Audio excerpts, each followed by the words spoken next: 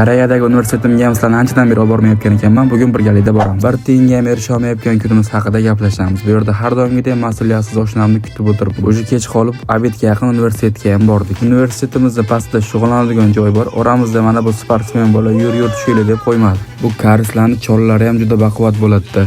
Obeddan keyin darsimiz boshlangandan keyin esa xonani professor bilan turli qo'shiqlar qo'yib karaoke qildik o'zi ham.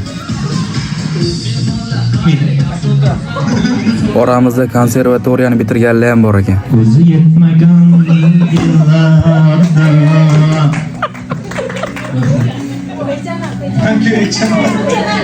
o'xshashi bor dillardan